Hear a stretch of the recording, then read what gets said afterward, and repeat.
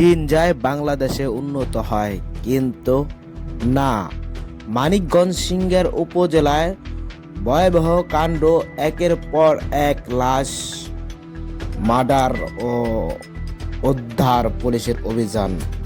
দেখুন মানিকগঞ্জ সিংহের থানায় এই অজ্ঞাত লাশ উদ্ধার।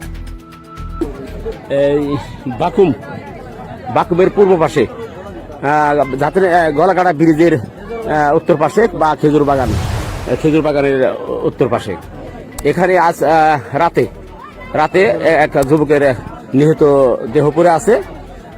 সেই এখনো তার সন্ধান মিলেনি। প্রত্যক্ষদর্শীরা জানিয়েছে কে বা কারা কোথা থেকে হত্যা করে এখানে মূলত রেখে গিয়েছে। কোথায় এখানে ওই যে মনে হয় রাত 1টা 2টা এরকম হইতে পারে সময়। আপনার ওইখান দিয়ে মানে অত ওইখানে রাখছিল মনে হয়, মানে আপনার টমেটো গাছ কিছু ভাঙা আছে এদিক দিয়ে, এখান দিয়ে মানে লাশটা নিয়ে আসছিল। আসার পরে এই যে এখানে রাখছিল, সকাল হওয়ার পরে মানে কৃষি খামারে কাজ করতে এসে মানে মানুষের চোখে পড়ছে, পড়ার পরে জানাজানি হয়ে গেছে। তারপরে লাশটা নাকি এখানে রয়েছে এইভাবে, পুরো মানে দাগ টাগ নাই, কাটে নাই, কোনো পুকুর দেওয়া হয় নাই, মানে মনে হয় চাপ দিয়ে গেলা অথবা ফাঁস দিয়ে মারা হয়েছে, এরকমটা হতে পারে। সুপ্রিয় দর্শক, আমরা ইতিমধ্যে হয়তো কিছুটা জানতে পেরেছি কিভাবে এই লাশটা, এই যে একটা ফ্যাক্টরি আছে গলাকাটা ব্রিজের সংলগ্ন, সেই ব্রিজের সেই ফ্যাক্টরির পিছনে এই চকের মধ্যে এই লাশটি রেখেছিল গভীর রাতে। আপনারা দেখেছেন একটা যুবক, এই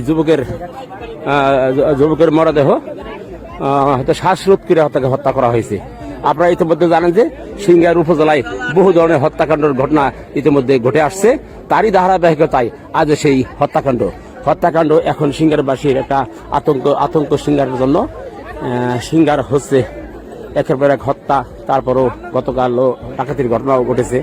আপনারা দেখেন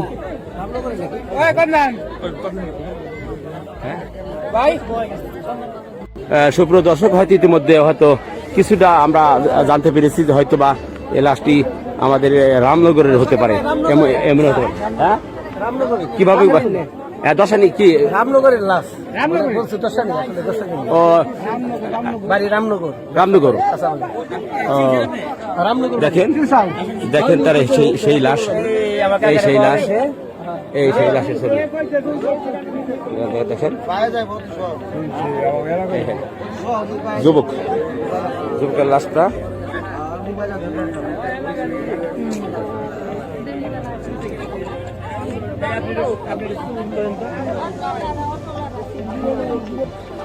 সুপ্রিয় দর্শক, এখনো হয়তো নিশ্চিত না যে এটা সিংহারির লাশ অথবা রামনগরের লাশ। দেখা যাক